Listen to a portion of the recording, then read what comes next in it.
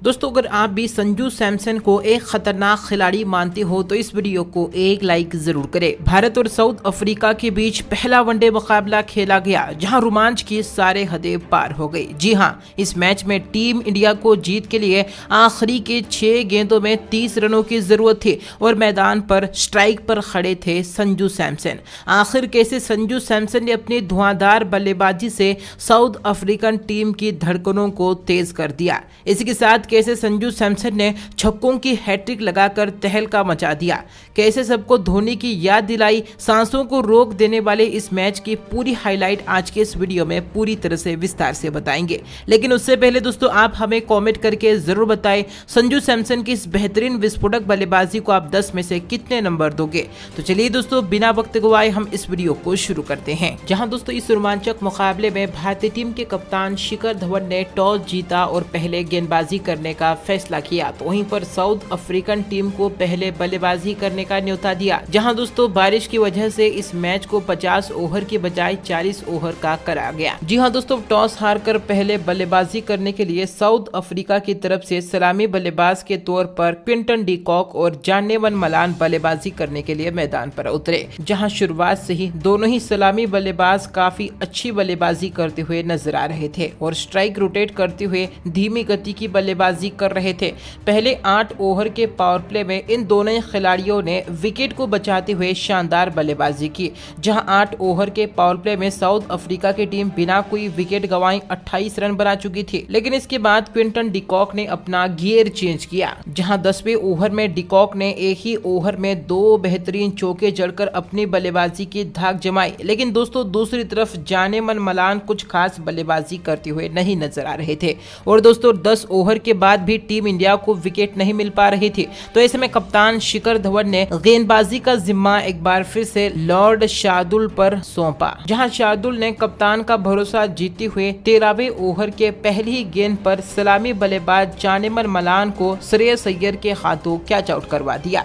जहां दोस्तों Jaaneman Malan 22 run बनाकर पवेलियन लौट गए। लेकिन 14वें ओवर में कभी न बल्ला चलाने वाले तेम्बा बउआ ने आते ही एक के बाद एक 2 खरारे चौके जड़ दिए थे। लेकिन दोस्तों एक बार फिर से शार्दुल ठाकुर ने अपनी बेहतरीन गेंदबाजी से तहलका मचा दिया। 15वें ओवर में एक बार फिर से शार्दुल ने तेम्बा बाउमा को क्लीन बोल्ड कर दिया। जी हां, ऐसा बोल्ड कर दिया जिसे तेम्बा बाउमा अपने सपने में भी नहीं भूल पाएंगे। जहां तेम्बा बाउमा मात्र 8 रन बनाकर पवेलियन लौट गए। इसके अलावा दोस्तों चेनामैन गेंदबाज कुलदीप यादव का कमाल देखना तो बचा था। जहां दोस्तों 16वें ओवर में कुलदीप यादव ने भारतीय टीम को एक और बड़ी सफलता दिलाई। जहां दोस्तों साउथ अफ्रीका के चिकट बल्लेबाज एडम मार्करम को भी क्लीन बोल्ड कर दिया और एडम मार्करम तो बिना खाता खोले ही पवेलियन लौट गए। यानी कि सलामी बल्लेबाज के विकेट जाने के बाद साउथ अफ्रीका के धड़ल्ले से विकेट गिरते जा रहे थे। अब इस विकेट को रोकने का काम थोड़ा सा क्विंटन डी कॉक और हेनरी क्लासिक के जोड़ी ने किया। जहां 21वें ओवर में डी कॉक और क्लासिक ने एक करारा चौका जड़ दिया। हालांकि साउथ अफ्रीकन टीम काफी धीमी गति से बल्लेबाजी कर रहे थे। जहां दोस्तों 13वें ओवर में रवि बिश्नोई ने अपनी बेहतरीन गेंदबाजी से साउथ अफ्रीका के सलामी बल्लेबाज क्विंटन डी कॉक को अपने शिकंजे में फंसा लिया। जहां क्विंटन डी कॉक 48 रनों की बेहतरीन पारी खेलकर पवेलियन लौट गए। लेकिन मैदान पर डेविड मिलर आ चुके थे और डेविड मिलर ने आते ही चौकी के साथ अपना खाता खोल लिया था। 25वें ओवर में डेविड मिलर ने एक खतरनाक छक्का जड़कर अपने बाजुओं का दम दिखाया था। दूसरी तरफ डेविड मिलर का देख क्लासिक ने भी 30वें ओवर में एक खतरनाक छक्का जड़ दिया। इन दोनों ही खिलाड़ियों के बीच अब अच्छी खासी साझेदारी पनपते हुए नजर आ रही थी। जहां 35 ओवर में साउथ अफ्रीकन टीम 4 विकेट पर 195 रन बना चुकी थी। 36वें ओवर में मिलर ने 1 रन लेकर अपना अर्धशतक पूरा कर लिया। इसी ओवर में क्लासिक ने भी 2 रन लेकर अपना अर्धशतक पूरा कर लिया और अर्धशतक पूरा करने के बाद ही क्लासिक ने अगली ही गेंद पर एक और आकाशीय छक्का जड़ दिया। जहां दोस्तों इन दोनों खिलाड़ियों ने अपना अपना गियर चेंज किया। जहां 38वें ओवर में मिलर ने तो खतरनाक बल्लेबाजी करते हुए एक चौका और एक स्मैशिंग क्लासिकल छक्का जड़ दिया। इसके अलावा 39वें ओवर में क्लासिक ने भी एक चौका जड़ा, तो वहीं पर 40वें ओवर में डेविड मिलर के बल्ले से एक गगनचुंबी छक्का देखने को मिला और इस तरह से 40 ओवर के पारी में साउथ अफ्रीका की टीम 4 विकेट के नुकसान पर 249 रन बना पाई और भारतीय टीम के सामने साउथ अफ्रीका की टीम ने जीत के लिए 250 रनों का यानी कि 250 रनों का लक्ष्य रखा। अब दोस्तों लक्ष्य काफी बड़ा था। जी हां, लक्ष्य का पीछा करने के लिए टीम इंडिया को एक बेहतरीन शुरुआत की जरूरत थी। भारत की तरफ से सलामी बल्लेबाज के तौर पर शिखर धवन और शुभमन गिल की बेहतरीन जोड़ी बल्लेबाजी करने के लिए मैदान पर उतरी, लेकिन दोस्तों टीम इंडिया को किसी की नजर लग गई, जहां तीसरे ओवर में कगिसो रबाडा ने अपनी बेहतरीन गेंदबाजी से शुभमन गिल को क्लीन बोल्ड कर दिया। जहां दोस्तों शुभमन गिल मात्र 3 रन बनाकर पवेलियन लौट गए और अब शुभमन गिल के आउट होने के बाद शिखर धवन भी ज्यादा देर तक मैदान पर नहीं टिक पाए और छठे ओवर में वेन पार्नल की गेंद पर धवन भी क्लीन बोल्ड हो गए और धवन भी मात्र 4 रन बनाकर पवेलियन लौट गए। भारतीय टीम के दोनों ही सलामी बल्लेबाज 5 ओवर के अंदर ही पवेलियन लौट गए थे। मैदान पर ऋतुराज गायकवाड़ और ईशान किशन की युवा जोड़ी मौजूद थी। जहां 10 ओवर में भारतीय टीम 2 विकेट के नुकसान पर 24 रन बना चुकी थी। भारतीय टीम के विकेट गिरने से तो रुक गए थे, लेकिन टीम इंडिया के रनों की गति काफी धीमी हो चुकी थी। जहां दोस्तों 14वें ओवर में ऋतुराज गायकवाड़ और ईशान किशन ने एक चौका जड़कर रनों की गति को बढ़ाना चाहा, लेकिन दोस्तों इसके बाद तो टीम इंडिया का काल शुरू हुआ।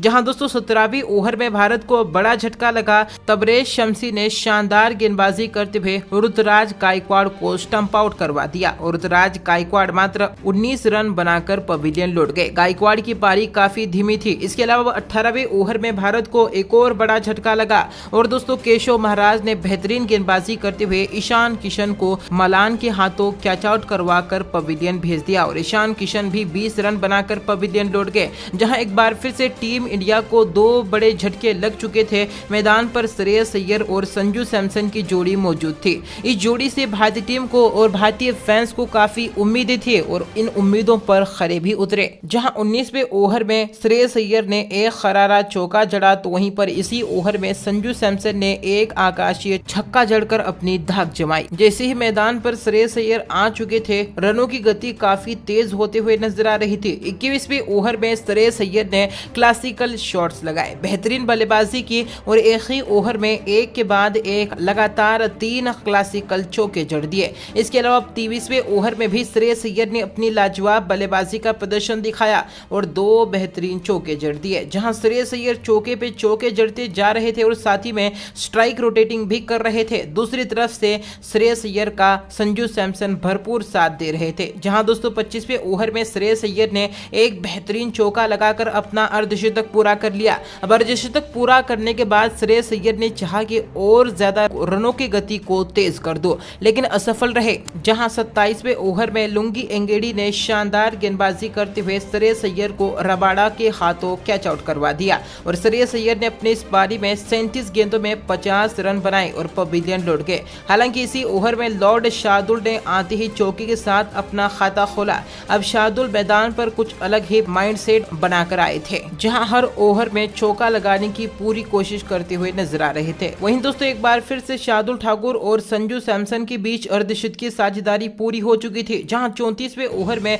संजू सैमसन ने भी अब अपने बल्लेबाजी का जोहर बिखेरा और 2 बेहतरीन चौके जड़ दिए। वहीं 35वें ओवर में संजू सैमसन ने एक और गगनचुंबी छक्का जड़ दिया और 36वें ओवर में संजू सैमसन ने भागकर 2 रन लेकर अपना अर्धशतक पूरा कर लिया और इसी ओवर में संजू सैमसन ने विस्फोटक बल्लेबाजी का जलवा बखेरा और एक के बाद एक 2 खरारे चौके जड़ दिए। तो वहीं पर दोस्तों अब 37वें ओवर में शार्दुल ठाकुर ने अपनी बल्लेबाजी से सभी को आश्चर्यचकित कर दिया और खास तौर पर साउथ अफ्रीकन गेंदबाज भी परेशान हो गए। 37वें ओवर में शार्दुल ठाकुर ने एक के बाद एक लगातार 3 बेहतरीन चौके जड़कर ओवर में कुल 14 रन बटोर लिए। जहां भारतीय टीम को जीत के लिए अब आखिरी के 18 गेंदों में 45 रनों की जरूरत थी। ऐसा लग रहा था कि शार्दुल ठाकुर और संजू सैमसन भारत को आसानी से मैच में जीत दिला पाएंगे, लेकिन दोस्तों अब 38वां ओवर लुंगी एंगेडी लेकर आए। जहां दोस्तों इस ओवर के पहली ही गेंद पर संजू सैमसन ने एक खरारा चौका जड़ दिया, दूसरी गेंद पर 1 रन लिया, लेकिन तीसरी गेंद पर टीम इंडिया को बड़ा झटका लगा। जहां दोस्तों शार्दुल ठाकुर के रूप में बड़ा विकेट गिरा। लुंगीडी ने शार्दुल ठाकुर को महाराज के हाथों कैच आउट करवा दिया और शार्दुल ठाकुर 33 रन बनाकर पवेलियन लौट गए और इसके बाद अगली ही गेंद पर कुलदीप यादव तो बिना खाता खोले ही पवेलियन लौट गए। यानी कि इस ओवर में लुंगी एंगेडी ने 8 रन खर्च करके 2 बड़े विकेट हासिल किए। मैच एक बार फिर से पलट चुका था, जहां भारत को जीत के लिए आखिरी के 12 गेंदों में 38 रनों की जरूरत थी। जहां दोस्तों 39वें ओवर में रबाडा ने एक बार फिर से मैच को पलट दिया। जहां पहले 3 गेंदों पर रबाडा ने मात्र 2 रन खर्च कर दिए। वहीं चौथी गेंद पर आवेश खान ने कोई रन नहीं लिया। ऐसे में 5वीं गेंद पर रबाडा रबाडा ने बेहतरीन गेंदबाजी करते हुए आवेश खान को कैच आउट करवा दिया और आवेश खान 3 रन बनाकर पवेलियन लौट गए। इसके अलावा दोस्तों अब छठी गेंद नो बॉल रही और इस नो बॉल पर नए बल्लेबाज रवि बिश्नोई ने एक करारा चौका जड़ दिया। कुल मिलाकर देखा जाए तो भारत को जीत के लिए आखिरी के 6 गेंदों में 30 रनों की जरूरत थी और स्ट्राइक पर खड़े थे संजू सैमसन। 40वां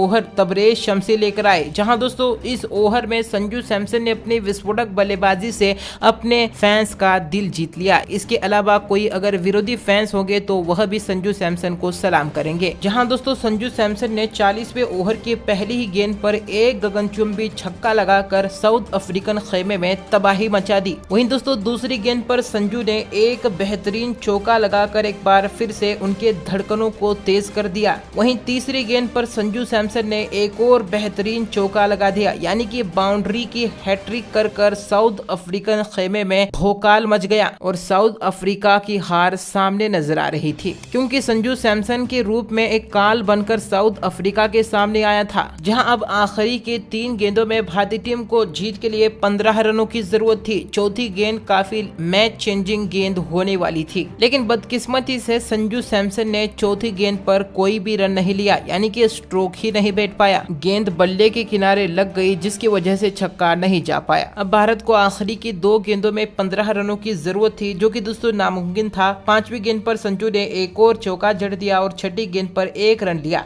यानी कि संजू सैमसन ने इस ओवर में कुल 20 रन बटोर लिए। यानी कि दोस्तों टीम इंडिया को इस मैच में सिर्फ 9 रनों से हार का सामना करना पड़ा। दोस्तों इसमें खास तौर पर भारत ने मैच तो हारा, लेकिन संजू सैमसन ने दिल जीत लिया। इसमें संजू सैमसन के इस बेहतरीन प्रदर्शन पर आपकी महत्वपूर्ण राय क्या है, उसका जवाब आप हमें कमेंट करके जरूर दें।